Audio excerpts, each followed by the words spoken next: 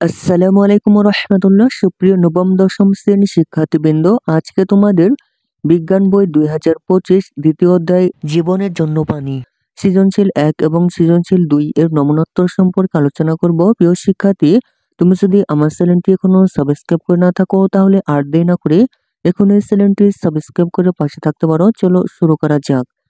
পাশের চিত্রটি দেখে প্রশ্নগুলোর উত্তর দাও। প্রিয় শিক্ষার্থী, পাশে একটি চিত্র দেখতে পাচ্ছ। ক নাম্বার প্রশ্ন হচ্ছে পানিতে দ্রবীভূত কোন গ্যাসের সাথে গ্লুকোজ বিক্রিয়া করে। খ নাম্বার প্রশ্ন হচ্ছে পানির পুনরাবর্তন বলতে কি বোঝায়। গ নং প্রশ্ন হচ্ছে নদীটি কোন ধরনের নদীতে পরিণত হতে পারে, ব্যাখ্যা করো।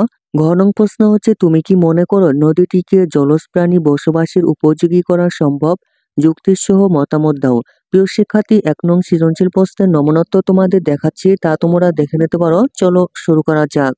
নবম দশম শ্রেণীর বিজ্ঞান বই 2025 দ্বিতীয় অধ্যায় জীবনের জন্য পানি, পৃষ্ঠা 56, 1 নং সৃজনশীল প্রশ্নের উত্তর। ক নং প্রশ্ন হচ্ছে পানিতে দ্রবীভূত কোন গ্যাসের সাথে গ্লুকোজ বিক্রিয়া করে। ক নং প্রশ্নের উত্তর হচ্ছে পানিতে দ্রবীভূত অক্সিজেন গ্যাসের সাথে গ্লুকোজ বিক্রিয়া করে। খ নং প্রশ্ন হচ্ছে পানির পুনরাবর্তন বলতে কি বোঝায়। খ নং প্রশ্নের উত্তর হচ্ছে দিনের বেলা সূর্যের তাপে ভূপৃষ্ঠের পানি, সমুদ্র, নদ নদী, খাল বিলের পানি বাষ্পীভূত হয়ে বায়ুমণ্ডলে প্রবেশ করে এবং এক পর্যায়ে বাষ্প ঘনীভূত হয়ে প্রথমে মেঘ ও পরে তা বৃষ্টি আকারে ভূপৃষ্ঠে ফিরে আসে। এই বৃষ্টির পানির বড় একটি অংশ নদ নদী, খাল বিল ও সমুদ্রে গিয়ে পড়ে এবং আবার বাষ্পীভূত হয়ে বায়ুমণ্ডলে যায় ও বৃষ্টি আকারে ভূপৃষ্ঠে ফিরে আসে। এভাবে পানির ভূপৃষ্ঠ থেকে বায়ুমণ্ডলে চক্রাকারে আবর্তনকে পানির পুনরাবর্তন বলে। গ নং প্রশ্ন হচ্ছে নদীটি কোন ধরনের নদীতে পরিণত হতে পারে, ব্যাখ্যা করো। গ নং প্রশ্নের উত্তর হচ্ছে উদ্দীপকের চিত্রে কলকারখানা ও জঞ্জাল হতে নির্গত বর্জ্য নদীতে নিক্ষেপ করতে দেখা যাচ্ছে।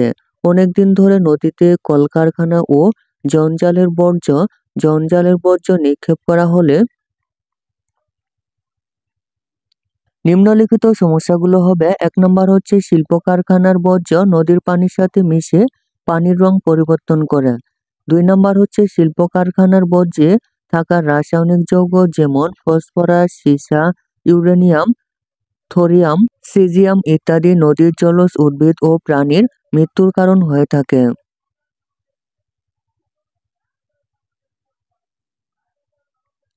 3 নম্বর হচ্ছে শিল্প কারখানার বর্জ্যে অবস্থিত ফসফেট নদীতে শ্যাওলা উদ্ভিদের বংশবৃদ্ধিতে সহায়তা করে। এই শ্যাওলাগুলো মারা যাওয়ার পর নদীর পানিতে দ্রবীভূত অক্সিজেন এর সাথে বিক্রিয়া করে। এর ফলে পানিতে অক্সিজেনের পরিমাণ কমে যায়। এই অক্সিজেনের অভাবে মাছ সহ সকল প্রাণী মারা যায়। 4 নম্বর হচ্ছে নদীতে চলাচলকারী জঞ্জাল হতে নির্গত তেল বর্জ্য নদীর পানির উপর ভাসতে থাকে, ফলে নদীর পানিতে অক্সিজেন দ্রবীভূত হতে পারে না। ফলে নদীতে অক্সিজেন স্বল্পতা দেখা দেয়।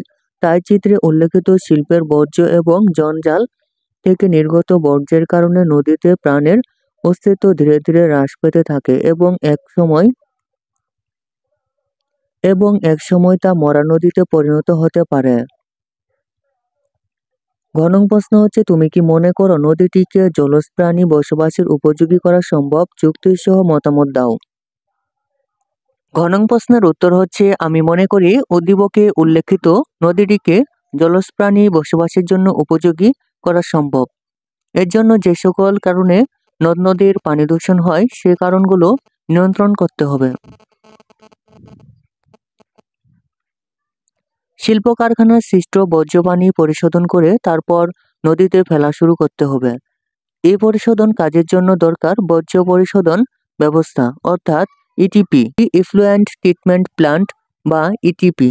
ইটিপি কিভাবে তৈরি করা হবে তা নির্ভর করে কী ধরনের ক্ষতিকর পদার্থ বর্জ্য পানিতে বিদ্যমান তার উপর। যেহেতু এক এক ধরনের শিল্প কারখানা থেকে এক এক ধরনের বর্জ্য পানি বের হয়, তাই একটি সাধারণ ইটিপি দিয়ে সব কারখানার বর্জ্য পানি পরিশোধন করা সম্ভব নয়। তবে একই ধরনের শিল্প কারখানা দিয়ে একটি শিল্প অঞ্চল গড়ে তুলে সব শিল্প কারখানার বর্জ্য পানি একত্রিত করে একটি ইটিপিতে পরিশোধন করা যেতে পারে।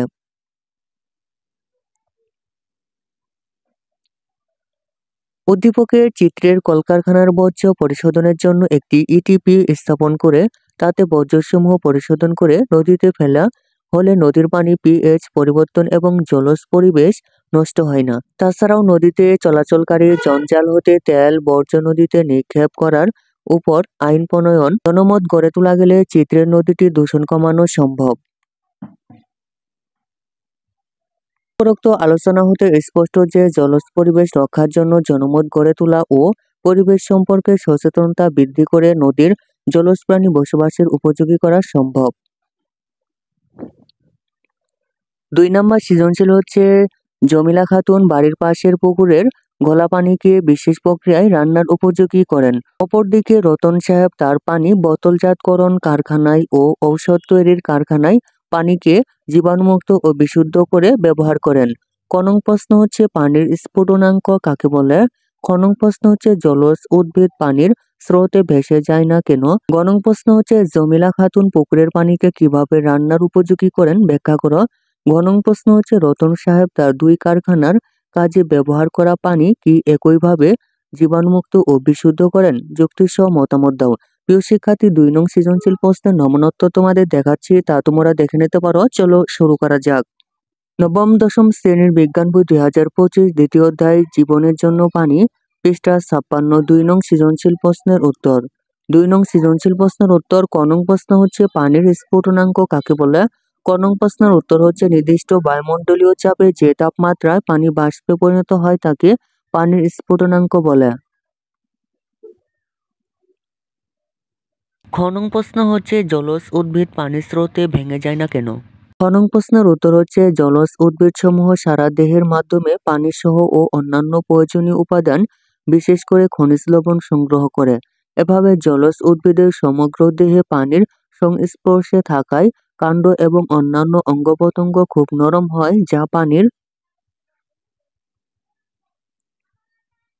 যা পানির স্রোত ও জলজ প্রাণীর চলাচলের সঙ্গে মানানসই। আর এ কারণে জলজ উদ্ভিদ পানির স্রোতে ভেঙে যায় না। ক নং প্রশ্ন হচ্ছে জমিলা খাতুন পুকুরের পানিকে কিভাবে রান্নার উপযোগী করেন ব্যাখ্যা করো। গ নং প্রশ্নের উত্তর হচ্ছে জমিলা খাতুন পুকুরের পানিকে পরিস্রাবণ ও স্ফুটন প্রক্রিয়ায় রান্নার উপযোগী করেন। পরিস্রাবণ হলো কঠিন ও তরল পদার্থের মিশ্রণ হতে কঠিন পদার্থকে আলাদা করার একটি প্রক্রিয়া। এই প্রক্রিয়ার মাধ্যমে পানিতে বিদ্যমান অদ্রবণীয় ধুলাবালির কণা হতে শুরু করে নানা রকম ময়লা আবর্জনার কণা দূর করা হয়। এক্ষেত্রে তিনি বালির স্তর বা ক্ষুদ্রভাবে তৈরি কাপড়ের মধ্যে দিয়ে পানিকে প্রবাহিত করে।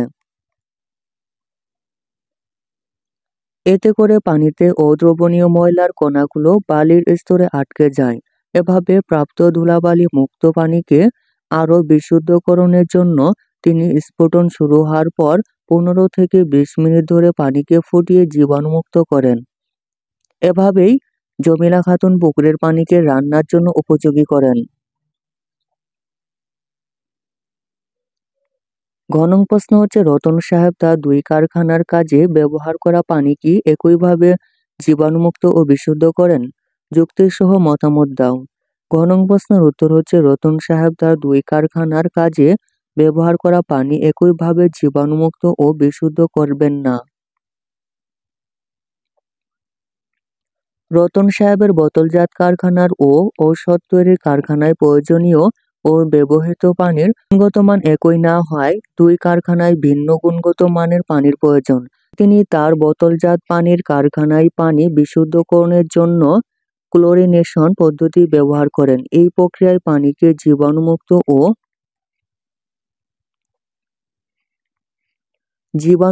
ও বিশুদ্ধ করতে ক্লোরিন গ্যাস ব্যবহার করা হয়। এছাড়াও ওজোন গ্যাস বা অতিবেগুনি রশ্মি প্রয়োগ করে রোগ জীবাণু ধ্বংস করা হয়।